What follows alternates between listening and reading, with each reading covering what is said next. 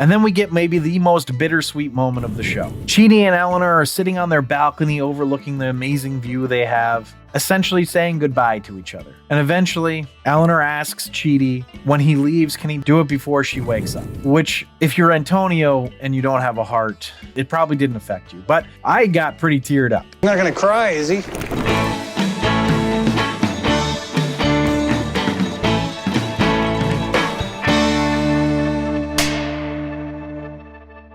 Welcome back to another episode of The Rank. I'm John, and today we're going to be ranking the next and final episode of The Good Place. Now, for those of you who are new to the show, I'm just going to give you a bit of an agenda. We start with the potent notables, which are just some interesting facts or tidbits that I found out about the episode or series. Then I go into the episode overview, which is where I talk about everything that happened in the episode, which means there are spoilers ahead. And then The Rank, where I rank the episode in 5 categories on a scale of 1 to 5, 1 being the worst, 5 being the best, all to find out what are the best sitcoms of all time. And today we're ranking the 13th and final episode of The Good Place, titled Whenever You're Ready, written and directed by Michael Schur. All right, so let's find out how this one stacks up, starting with the potent notables. Potent notables. The final episode of The Good Place aired Thursday, January 30th, 2020, and the finale had the best viewership numbers that it had in a while, going from 2.121 million viewers last episode to 2.315 million viewers for this episode. And obviously it's the end of the series, but that means it's also the end of a season. So at the end of every season, I find out how it did as far as awards season is concerned. So for the Emmys, it had 5 nominations and 1 none. It was nominated for Best Writing for this episode, actually, but it lost to Schitt's Creek. Darcy Carden was nominated for Best Supporting Actress, but lost to Annie Murphy from Schitt's Creek. William Jackson Harper was nominated for Best Supporting Actor, but lost to Dan Levy from Schitt's Creek. Ted Danson was nominated for Best Lead Actor, but lost to Eugene Levy of Schitt's Creek. And I think you might see where this is headed, but it was nominated for Best Comedy and lost to Schitt's Creek. All right, so let's go to some other potent notables. Cast members were surprised at how often they were actually recognized when on location in Athens. Once, while dining in a restaurant, Darcy Carden was approached by a bartender who confidently said to her, "I am also not a girl or a robot." And next is a real Ron Swanson moment for our Parks and Rec fans out there. Tahani ends up taking woodworking lessons from Nick Offerman in the episode, building a chair which Offerman ultimately calls perfect. So because of Nick Offerman's extensive knowledge and woodworking skill, the producers actually let him pick the chair that they would use, and he picked an $85,000 chair. But it was discovered that the chair was located hundreds of miles away and couldn't get shipped in time. So the set directors brought in what they thought was a close and reasonable copy of it. So on the day of filming, Offerman took one look at the chair and called it garbage and said jokingly that his woodworking peers would make fun of him for praising such a chair on camera. On the show's podcast, Michael Schur explained his inspiration for the ending of this episode. So one day, while Michael Schur was checking his mail, he had something in his mailbox that wasn't for him. It was for somebody that was 2 streets away. And he was feeling tired and grumpy, so he wasn't going to do it. But then he thought about the fact that he's making a show about how people should treat each other better, and so he felt obligated to return it. So he walked a couple blocks to return the mail, and then on the way back, he ran into a neighbor he hadn't seen in a while who had just adopted a new puppy. So later, Schur reflected on the fact that if he had just thrown the letter away, then he would have missed out on an opportunity to play with a new puppy and chat with an old friend. And he said that often the reward for doing a good deed isn't fame or wealth or glory, but rather small and mundane things that make one's day a little bit brighter. So for the location of the final door, the showrunner selected a peaceful grove of 2,000-year-old giant redwood trees in the San Francisco Bay Area. As it turns out, a wedding had recently taken place in the area, and the woven branch archway used as the wedding altar had been left behind. So the set decorators cleaned it up, added a few leaves and stuff, and then used that as the final door. I just thought that was kind of nice. All right, but those are all the potent notables. Let's go to the episode overview. So we've reached the series finale of The Good Place. Kind of unbelievable that I actually made it all the way through one of these. Hopefully you all have enjoyed these episodes, for any of you following along. For me, it's been great watching it over again. And this episode is one of the best series finales ever. Is it? I know I'm giving away the rank early here, but I think it's safe to say, as anyone who's watched this series from beginning to end will attest. It interweaves touching moments with comedy masterfully, and even throws in a whole bunch of philosophy. It's just beautifully done. That being said, we open the episode with a familiar seeming scene with Michael saying that he's doing attempt 803. Now, if you recall the last attempt that he did of his bad place neighborhood. It was attempt 802. So I suppose for a second you could wonder, are they going to say all this was bullshit? That it was all just part of the punishment? But it would only be for a second, because pretty soon you see that he's holding a guitar, trying to learn how to play it and write a song. Now he's struggling to get these lyrics, but I feel like if he just maybe took some acid or something, he might get to where he wants to be with this one, judging by the lyrics he's got in there already. But Michael knows his song is shit, and he calls for Janet in frustration. And Janet offers him a magic guitar that can play music for him. She says it's the #1 request of men over 50. I think I would definitely be one of those guys, which is, I guess, kind of pathetic to say, but whatever, I want to know how to play. But the whole point here is that people want to learn stuff without the good place magic because it means more to do it yourself. So we get another new effect here, and that is that apparently everybody has these green doors that you can just walk through and get to the places that you want to go. These places are seemingly in other people's houses, by the way, which feels like an invasion of privacy, but whatever, I'll go with it. Michael and Janet are going to walk through the door, and they're going to end up in Chidi's place, where he's giving another philosophy lecture, but this time the lecture is about a book, and the author is there. Said author, who is actually the guy that they say he is in the show. Eleanor calls him a rando and says he should pay more attention to Chidi because Chidi knows and he doesn't. But the reason Michael and Janet have gone to Chidi's is to grab Chidi for a meeting of the Joint Council of Afterlife Affairs. The JCAA. So they have to go through another doorway, and that gets them into the interdimensional space where Jeff the doorman is, who still really loves frogs and has over 300 frog trinkets now, by the way. And at this meeting, we've got the judge, we've got Vicky, we've got Sean, so we got a lot of throwback people in here. And the judge says, I want to make this quick because I just started rewatching The Leftovers. She's super into pop culture. And we get a great joke here where she says that when she found out that Carrie Coon was never even nominated for her role here, she thought about erasing 2% of the Earth's population, which, for those of you who don't know, is the conceptual premise of The Leftovers, that, 2% of the world's population, I think it's 1 or 2%, I can't even remember, of the world's population is erased mysteriously. But Michael's going over the people that just made it to the good place, and he's going to highlight a few notable people, like Roberto Clemente and St. Thomas Aquinas, which makes Chidi loudly go, yes! Which I thought was funny, because, he's a philosopher. But essentially, it seems like this new system is working. But apparently there's a glut of good place architects with so many people making it there. And Vicky's basically in charge of the Good Place Architects, and she's kind of upset. She doesn't like how the young demons treat acting. And I have to say that Vicky's meta stance on acting and the art of acting is just always fun to me.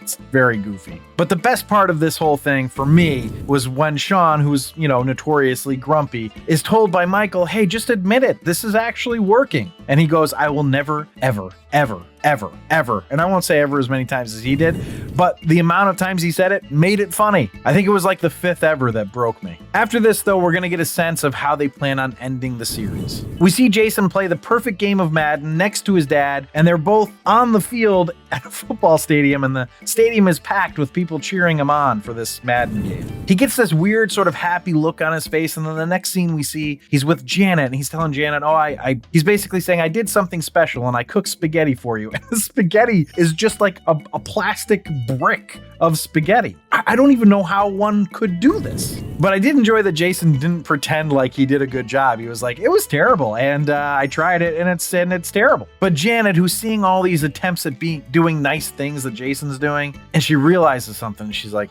oh dip. Which did make me laugh because, it's Janet saying oh dip. But what she realizes is that Jason no longer needs to be in the good place. He decides he's going to throw a going away party, and when he gets everybody together and tells them they all look sad, and he knows they look sad because, as he says, they looked the way his teachers did anytime he raised his hand, which is just another classic Jason is stupid joke. But lucky for him, most of his old dance crew made it to the good place at some point, and they throw a kind of rager and put on a dance exposition. And I actually found it really sweet that everybody that was viewing it was super into it. Now, this whole episode has a whole bunch of callbacks and references to earlier points in the series, and we get a few of these at the party as well. One of which is Doug Forsett being at the party as his younger self and eating a ton of chicken. We already saw Jason's dad, but we get to see him again, and then we see Pillboy. And both Pillboy and Jason's dad are giving Jason eulogies, basically. So Jason's dad's eulogy was, I think, meant to be the funny one, but it was actually Pillboy's that got me because he tells Jason that Jason's his Gardner Minshew. Now, if you're not a football fan like my editor and producer Antonio, you probably don't know who that is, so just so you know, that was a former Jacksonville Jaguars quarterback. And he's a very goofy-looking guy who always had like a mustache. So, it's funny. Nah, not really. Now, before the party's over, Jason is going to show Eleanor and Chidi a necklace that he made for Janet so that Janet will never forget him. Of course, Eleanor and Chidi are super sweet, and they're like, oh, she'll never forget you. And Chidi's like, I mean, she really can't. She remembers everything about the universe, right? But Janet walks with him to the doorway to the end of existence for him. And as we get there, he goes to give her the necklace and realizes he lost it. Janet naturally reassures him and tells him that she'll never forget him. And then she leaves him there to walk through the doorway on his own. So now we have one member of Team Cockroach down. So next up is Tahani. We're going to cut to her, and she's making a chair, as I mentioned in the Pote Notables. She's getting woodworking lessons from Nick Offerman and has apparently put together the perfect chair. She's been keeping a list of things that she wants to learn how to do, and becoming a master woodworker was one of them. Now, I don't know about the rest of you, but I paused it to do like a quick read through of the list, and I'm curious, you can comment down below which ones were your favorites. Mine was beating NBA Jam on All-Star. I don't know why, probably because it seems so out of character for Tahani to want to figure out how to beat NBA Jam on All-Star mode. It did make me think, though, maybe she played it with Jason when they were dating back in, the last iteration or whatever it was. Either way, it's clear that Tahani is going to be the next member to go. But right after looking at this list, the audience is led to think, okay, this is what Tahani has left. Once she finishes this list, she's going to be done, right? But then Janet's like, hey, the thing that you told me to tell you if it ever happened, it just happened. What was the thing? Well, as we see the exposition of Tahani talking to Camilla, who's back, we find out that her parents made it to the good place. And both Camilla and Tahani are all kind of worried. They're like, what are our parents going to be like? I mean, they should be better, right? But how much better are they really going to be? And when they show up, the parents just basically go up and hug them and tell them how much they love them. And they just say that they're going to be forever sorry. It's a really nice moment, but it's actually the renewed, loving relationship with her parents that convinces Tahani that she's ready to go. I mean, she still does a bunch of stuff on her list. I think she does the whole list. And then when she tells everyone, Janet's like, oh, should I set up a party for you? And of course, Tahani's like, no, I already cooked everything. I got it all set up. I made all the furniture. I painted the house. I also trained the animals. And right after that, a panda walks up and then asks Eleanor if she'd like some more champagne. Plus, she's already said goodbye to her parents and Camilla and a few other people.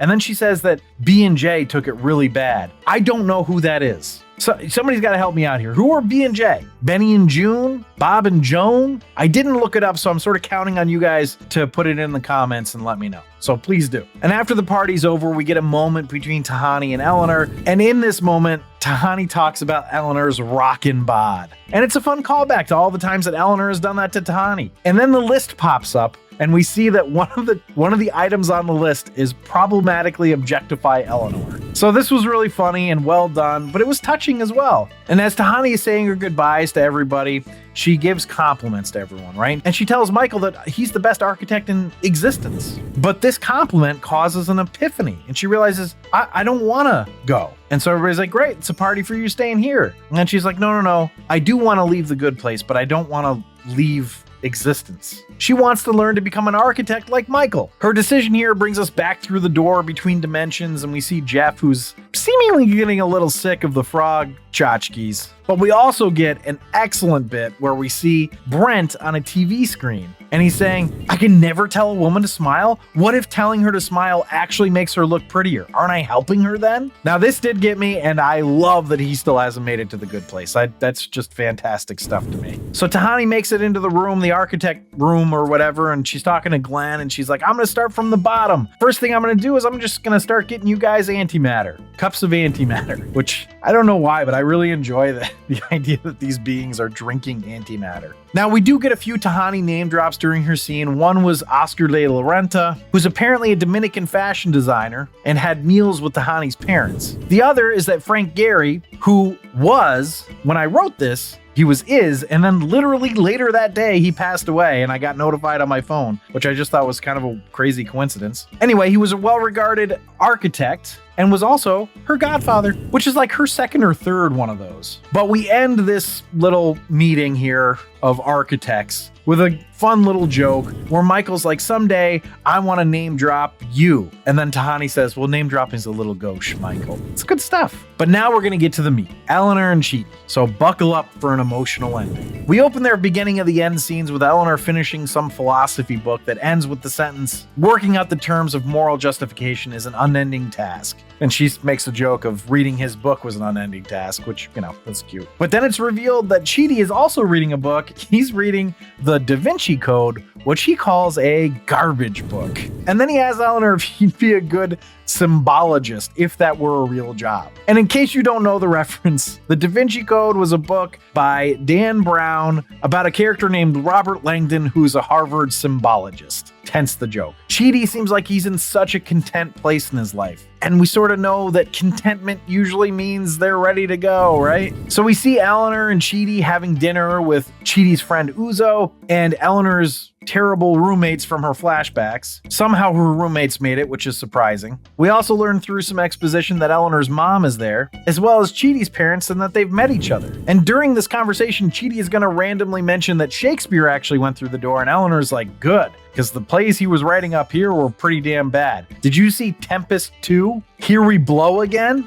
Woof. I don't know, Shakespeare jokes get me, I guess. But Chidi's peaceful countenance throughout the meal makes it clear to the audience and then shortly after to Eleanor that he's done with the good place. What will Eleanor do though? Well, she's going to try to convince Chidi to stay. First, she brings him to Greece, and then she brings him to Paris because she's trying to convince him that the good times can last forever. But alas, Chidi still ends up telling her that he's actually stayed beyond the time that he knew he was ready. He tells Eleanor that the moment that he knew he was ready was when his mom kissed Eleanor on the cheek, and then Eleanor's mom wiped the lipstick off. And I don't know what it is about that, but I just found that incredibly touching. But Eleanor isn't ready, and she starts crying. And she's like, I've been alone my whole life, and I used to tell myself that being alone was good and what I wanted, and now I know that's not true. I don't want to be alone anymore. So I mean, just like an intense amount of guilt, which Chidi succumbs to, and I would have too. But to Eleanor's credit, it doesn't take her too long to realize that she's actually being pretty selfish. And then we get maybe the most bittersweet moment of the show. Chidi and Eleanor are sitting on their balcony overlooking the amazing view they have,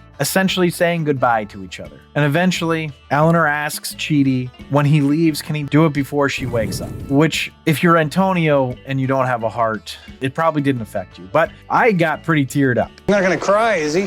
And when she wakes up, it's to a Chidi calendar on the bed next to her, instead of Chidi himself, which was cute, but damn, it was sad. So Chidi goes with Janet to the doorway, and once Chidi goes, out pops Jason. He's still there. He went looking for the necklace, and when he found it, he's been sitting there waiting for the right Janet to come along before he goes. Apparently, he's been waiting for 1,000 Baramies, which, I don't know how many years that is, but I think it's probably a lot. He says it was fine because he was just sort of zen about it. He would listen to the river and basically be one with nature. And Janet's like, oh, like a monk. And the reference itself didn't make me laugh, but the fact that Jason did not get the reference to him being Jianyu at all, that's what made me laugh. Just one last Jason's dumb joke before he's gone forever. But to wrap things up, we gotta find out how Eleanor's gonna leave. What's gonna be the thing that gives her the reason to leave? She can't figure it out herself. She comes up with helping Mindy St. Clair, who she sees as a kindred spirit. So once again, we get another callback, another person coming back from an old episode. And we find out that apparently Mindy, to this point, has refused to join the new system. So she's still in her house in the medium place. And I just have to ask, how has her brain not turned to mush like the Good Place people did? Like, there's no fear of death for her either, so why? For that matter, how have the people in the Bad Place not had their minds become mush as well?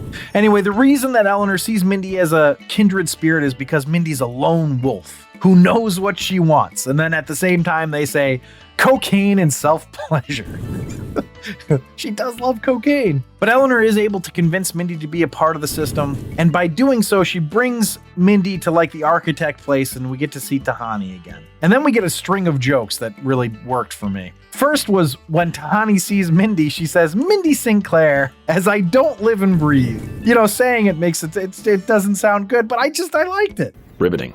Then Tahani's gonna be like, oh yeah, I'll design the tests for Mindy. And Eleanor's like, oh, are you certified now? And then Sean shows up and he's like, she's gonna be certified real soon. It's all menacing. He just like cannot say it without being menacing. Just old habits, I guess. And finally, after Mindy finishes thanking Eleanor for all that Eleanor's doing for her, she says, I'm real glad I taped you having sex. I mean, just a really fun scene and kind of necessary after all the heavy Chidi stuff. Well, Eleanor thinks this is going to do the trick, that she'll be ready to leave now, but alas, she isn't. However, while she was helping Mindy, Michael finds out that the Joint Council of Afterlife Affairs has officially disbanded because everything's working. This, of course, sends Michael into an existential crisis, as he seems to do every episode this season. So he's going to try to go through the door, but it doesn't work for him, which Michael thinks is unfair. And you know what? I'm kind of with him on this one. Why can't he end his own existence? Seems like it would make sense for him to be able to do this. This ends up leading to Eleanor getting a bright idea. But the show is going to sort of cryptically not tell us what the idea is. She's going to go to the judge, and then the judge is all against it at first, right? But becomes convinced when Eleanor says, if you do this, you'll never have to see any of them again. And the judge is like, that sounds pretty good because y'all are annoying. You know, you saved the universe and everything, but it's your tone. But what was the idea? Well, it was for Michael to become human. And when Eleanor brings this idea to Michael, Michael's obviously very moved by it. But she warns him, she's like, Michael, when you die, it may not be the same up here. You know, Sean may have staged a coup. Anything could have happened, you never know. And Michael's like, what's more human than not knowing what will happen after you die? And then he says, well, I guess texting that you're 5 minutes away when you haven't actually even left yet is more human. So when Michael goes back to Earth, he has to go to the interdimensional space again, and he's got to go buy Jeff the doorman, right? And Michael does something really nice for Jeff. He gives him a real frog. And Jeff is back to being excited about frogs again, which is adorable. I don't know how he's the first person to give Jeff an actual frog. I mean, how many thousands of Baramies has he been into frogs and nobody's given him anything but tchotchkes? The other interesting thing about this is that Janet seems more broken up about Michael leaving than Jason. I mean, she's really sad. But the next thing you know, Michael's gone through the door, he gets to Earth and he says, man, it's hot. And then he sort of smiles and says, but it's a dry heat.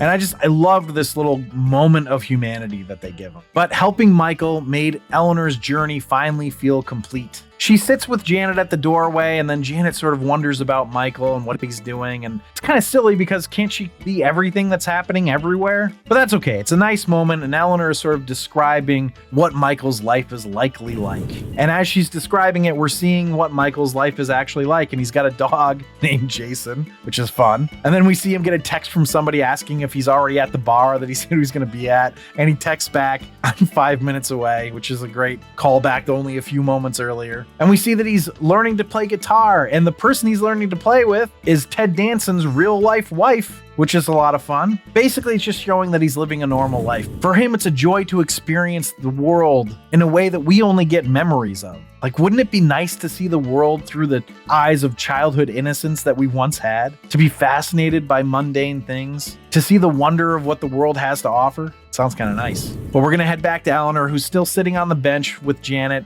And Janet's like, can I stay with you? And Eleanor says only if she says the thing that she taught her to say, which was apparently, I hate to see you go through the final door of existence, but I love to watch you leave. How very fitting for Eleanor. And in an episode of touching moments, you'd think this would be the final one, but we get one more. As Eleanor walks through the door, she breaks up into cosmic dust. And we see this dust end up landing on some random guy. This guy who's just thrown mail in the trash. And when it does land on him, he suddenly changes his mind, reaches into the trash, grabs the mail, and decides he's going to bring it to the person it was supposed to go to. Of course, the apartment he brings it to is Michael's. And it seems that Michael recognizes his friend Eleanor, and he says to her, take it sleazy, which is a really cute callback. It's a sweet moment because for whatever reason, this gave a little bit of brightness to this guy's day. And that's how we end the episode. Kind of feels like Michael Schur was saying, I hope I gave just a little bit brighter of a day to everybody who watched it. And I like that. So let's find out how it ranked. Oh, wait. So the rank is where I rank the episode based on 5 categories: story, acting, dialogue, episode coherence, and character relatability. I rank it on a scale of 1 to 5, 1 being the worst, 5 being the best. And then I have a laugh counter where I tally up the amount of times the episode made me laugh out loud. 1 point per laugh out loud gets added to the score. And before I get started, I just want to say if you enjoyed this episode, please leave a like down below. It really does help me out. But without further ado, the first category is story. And this is an excellent story. You know what? I'm just going to say it. I gave every single category a 5 here. here. I love this episode. I love this series. This was beautiful. There you go. That's a wrap, everybody. So we got a story all about how Team Cockroach sort of ends for us. A series finale that gives some finality to it, which is sometimes uncommon and hard to do on a regular sitcom because, people aren't all just going to die. But in this case, they're all already dead. So there's able to be a finality to this that you don't normally get, and it's just incredibly touching and well done. So let's go to acting, which I thought everyone was excellent, as they always are. It almost feels criminal that nobody won an acting Emmy for this. I don't understand it. So let's go to dialogue. This is a tough episode, right? Because you got a lot of touching moments. There's a lot of emotion with it. You're losing a lot of characters. People are basically, essentially dying. They're ending existence. And yet, it's a sitcom, so you got to be funny, right? And I feel like it straddled the line perfectly. So that brings us to episode coherence. And here's the thing. There might have been a few things that I mentioned. Like, for instance, Janet saying she wonders what Michael's doing when she historically has been able to just see what everybody's doing all the time on Earth. And the idea that, like, the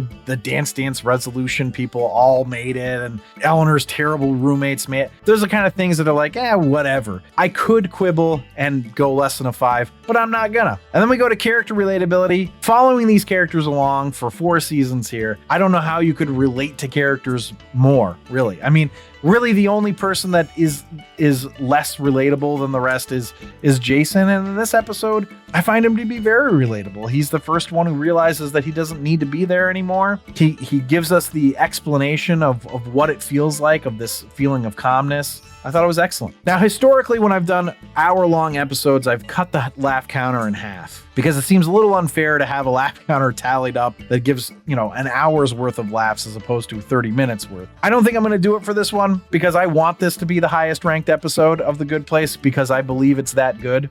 You rigged this whole thing.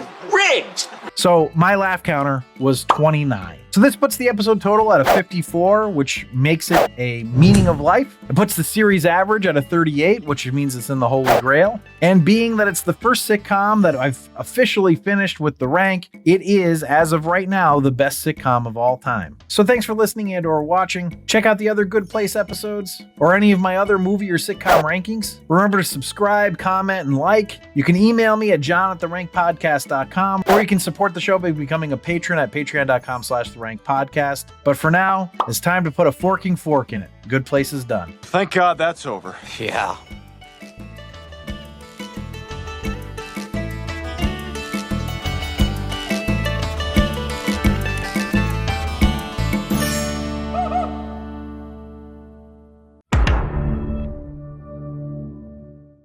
So this final episode of The Good Place aired Thursday, January 30th, 2012. Nope, it's 2020. Cut!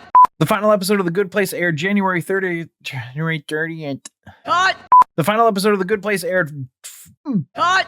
Take 3. You'd think I could just remember it from there to there, but I can't. 1 hour later. The final episode of The Good Place, I can't do it. Can't do it. 3 hours later. Can you move it along? I'm all out of time cards. The final episode of The Good Place aired Thursday. Oh my God. We're gonna be here a while.